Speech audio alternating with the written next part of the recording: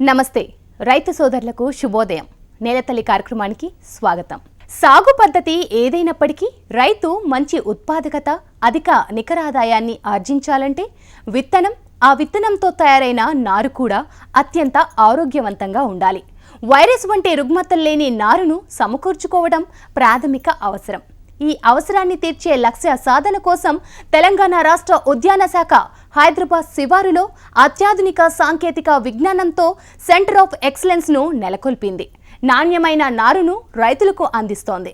మరి ఇవాల్టి నేలతల్లి కార్యక్రమంలో అరుదైన ఈ నైపుణ్య కేంద్రంపై ప్రత్యేక కథనం.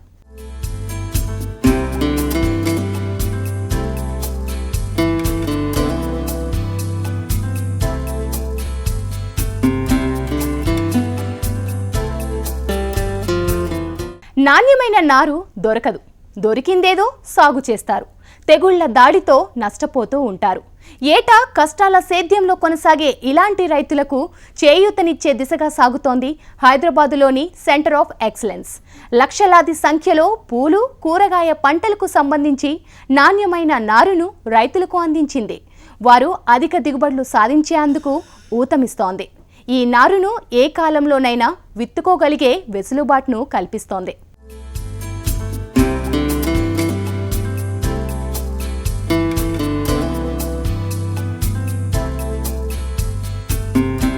భారతదేశంలో 27 సెంటర్ ఆఫ్ ఎక్సలెన్స్లున్నాయి. అందులో ఒకదానిని తెలంగాణ ఉద్యాన శాఖ హైదరాబాద్ శివారులో 10 ఎకరాల విస్తీర్ణంలో ఏర్పాటు చేసింది. అప్పట్నుంచి నాణ్యమైన పూలు, కూరగాయల మొక్కలను అందిస్తూ రైతులకు విశిష్టమైన సేవలు అందిస్తోంది. సెంటర్ ఆఫ్ ఎక్సలెన్స్లో 8 పాలీహౌస్లు, 6 వాకింగ్ టెనెల్స్, షెడ్ నెట్ హౌస్లు ఉన్నాయి.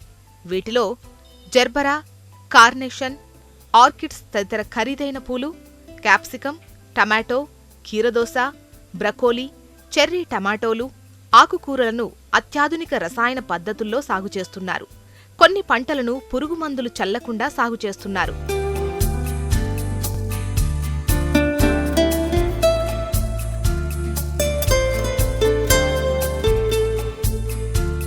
వేల చదరపు మీటర్ల విస్తీర్ణంలో ఏర్పాటైన స్వయం నియంత్రిత హరిత గృహం రైతులకు ఎంతగానో ఉపయోగపడుతోంది. ప్లగ్గింగ్స్ నర్సరీ పద్ధతిలో చీడపీడలు, వైరస్ సోకకుండా అత్యాధునిక సదుపాయాల మధ్య నెల రోజులు పెంచిన నాణ్యమైన నారును రైతులకు అందిస్తున్నారు. రసాయనిక, సేంద్రియ పద్ధతుల్లో లేదా పాలీహౌస్లు, షెడ్నెట్ హౌస్లు, సాధారణ పొలాల్లో కూరగాయ పంటలు సాగు చేసే రైతులు ఈ నారును తీసుకెళ్తున్నారు. నెలకు 12 లక్షల నారును అందించే సామర్థ్యం సెంటర్ ఆఫ్ ఎక్సలెన్స్కు ఉంది. దీన్ని 15 లక్షలకు పెంచే సన్నాహాలు చేస్తున్నారు ఉద్యాన శాఖ అధికారులు.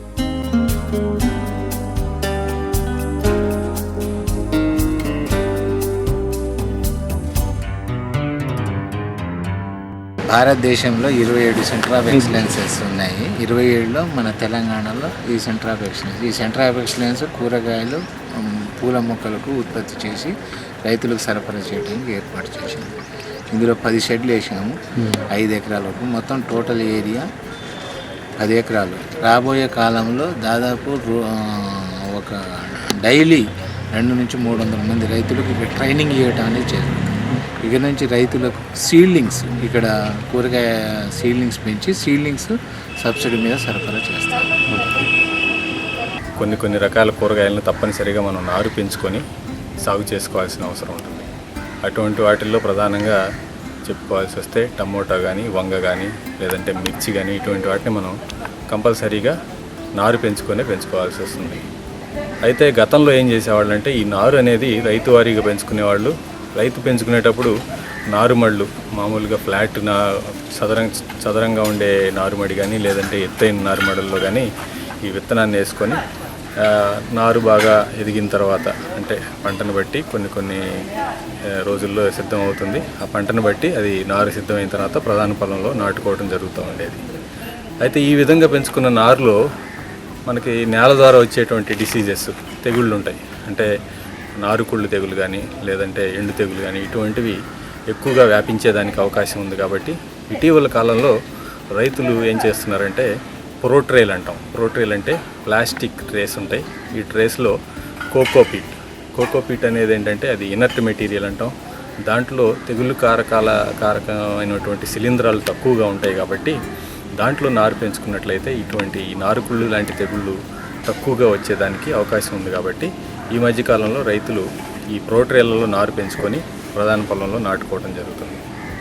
అయితే ఈ నారు అనేది ఎవరికో చిన్న చిన్న రైతులు కొద్ది కమతాల్లో సాగు చేసేవాళ్ళు ఈ ప్రోట్రేల్ కొనుక్కోవటం, అదేవిధంగా ఈ కోకోపీట్ కొనుక్కోవటం, ఇటువంటి అన్నీ కొన్ని కష్టసాధ్యం కాబట్టి షేడ్ నెట్ల కింద 50% షేడ్ నెట్ల కింద నారు పెంచి ఈ రైతులకి అమ్ముకోవడం జరుగుతూ ఉంది.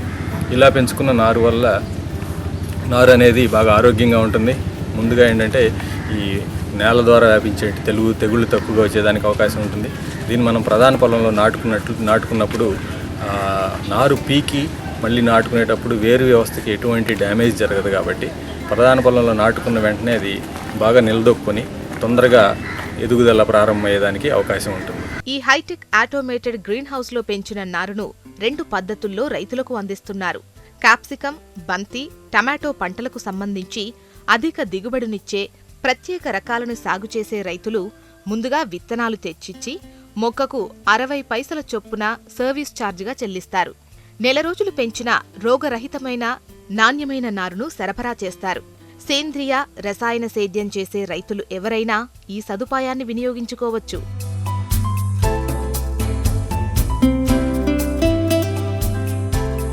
సాధారణ రకాల నారు కావాలనుకునే రైతులు విత్తనాలు తెచ్చి ఇవ్వనవసరం లేదు. మొక్కకు 75 పైసల చొప్పున డబ్బు చెల్లించి తమకు కావాల్సిన రకం నారును నెల రోజుల తర్వాత నైపుణ్యాభివృద్ధి కేంద్రానికి వచ్చి తీసుకెళ్లవచ్చు. టమాటో, వంగ, పచ్చిమిర్చి, క్యాబేజీ, కాలీఫ్లవర్, క్యాప్సికం, కాకర, బీర తదితర కూరగాయ పంటలకు సంబంధించిన మేలైన నారు మొక్కలను రైతులు పొందడానికి అవకాశముంది. పాలీహౌస్లు, షెడ్నెట్ హౌస్లలోనే కాదు, ఆరుబయట పొలాల్లో పంటలు సాగు చేసే రైతులు సైతం ఈ మొక్కలను వాడుతుండడం విశేషం.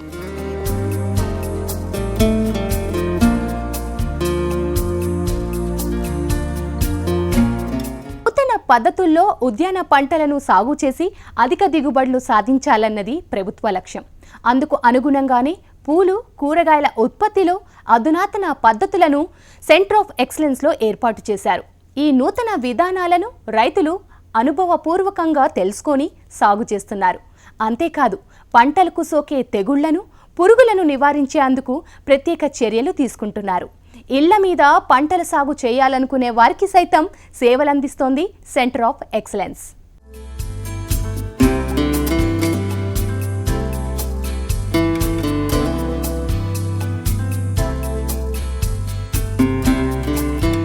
పంటలకు సోకే తెగుళ్లను, పురుగును నివారించేందుకు ప్రత్యేక చర్యలు తీసుకుంటున్నారు. ఇళ్ల మీద పంటలు సాగు చేయాలనుకునే వారికి సైతం సేవలందిస్తోంది సెంటర్ ఆఫ్ ఎక్సలెన్స్. కేంద్ర వ్యవసాయ శాఖకు అనుబంధంగా ఉన్న గజియాబాద్లోని జాతీయ సేంద్రియ వ్యవసాయ కేంద్రం రూపొందించిన వేస్ట్ డీకంపోజర్ ద్రావణాన్ని నైపుణ్యాభివృద్ధి కేంద్రంలో పంటలకు వాడుతున్నారు. ఈ కేంద్రంలో 100 మంది రైతులకు కూడా దీనిపై శిక్షణ ఇచ్చారు. మట్టి ద్వారా పంటలకు సోకే తెగుళ్లను ఇది నివారిస్తుందని, నులిపురుగులను ఇది 100% నివారిస్తుందని అధికారులు చెబుతున్నారు. వేస్ట్ డీకంపోజర్ ద్రావణం వేరుకుళ్ళు, బూజు తెగులను నిరోధిస్తుంది. వానపాముల వృద్ధికి అనువైన సూక్ష్మ వాతావరణాన్ని కల్పిస్తోంది. కూరగాయల బెడ్ తయారీలోనూ వేస్ట్ డీకంపోజర్ ద్రావణం ఉపకరిస్తోంది.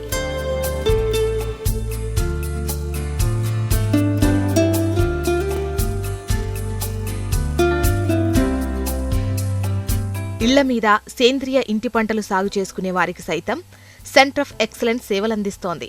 మేడలపైన సిల్పాలిన్ బెడ్స్లో సేంద్రియ ఇంటి పంటల సాగు డెమోను ఈ కేంద్రం భవనంపైన ఏర్పాటు చేశారు. గార్డెనింగ్ సేవా కేంద్రాన్ని ఏర్పాటు చేశారు. క్యాప్సికం, వంగ, టమాటో, క్యాబేజ్ మొక్కను ₹2 అందిస్తున్నారు. బంతి, చామంతి నారును విక్రయిస్తున్నారు. పనస, దొండ, బొప్పాయి మొక్కలను ₹20 అమ్ముతున్నారు. కుండీలు, మట్టి, ఎరువు మిశ్రమాన్ని కూడా అందుబాటులో ఉంచారు.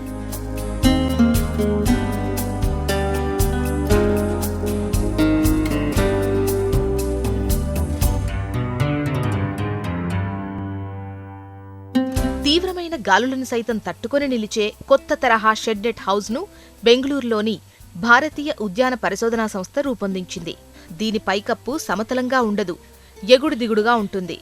ఎండ ఏటవాలుగా దీని లోపలి మొక్కలపైకి ప్రసరిస్తూ ఉంటుంది.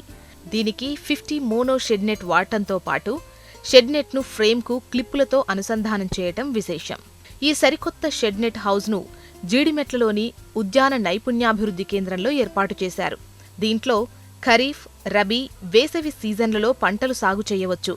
టమాటో, క్యాప్సికం, పచ్చిమిర్చి, పుచ్చ, మస్క్ మిలన్, వంగ, కొత్తిమీర తదితర పంటలను పండించవచ్చు. నర్సరీ పెంపకానికి కూడా ఇది అనువుగా ఉంటుంది.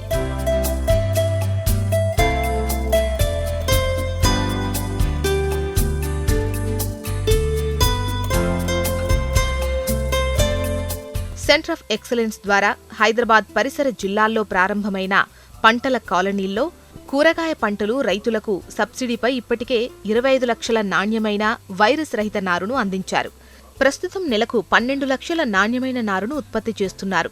రైతుల నుంచి వస్తున్న డిమాండ్ దృష్ట్యా 15 లక్షలకు దీన్ని పెంచబోతున్నారు. మంచి కూరగాయ పంటల నారు కావాలనుకున్న రైతులు ఎవరైనా సెంటర్ ఆఫ్ ఎక్సలెన్స్ ను సంప్రదించవచ్చు. ముందుగా డబ్బు చెల్లించిన రైతుకు నెల రోజుల్లో నాణ్యమైన నారు అందిస్తారు. సబ్సిడీపై నారు కావాల్సిన పంటల కాలనీల రైతులు అధికారుల ద్వారా లేఖ రాయించాలి.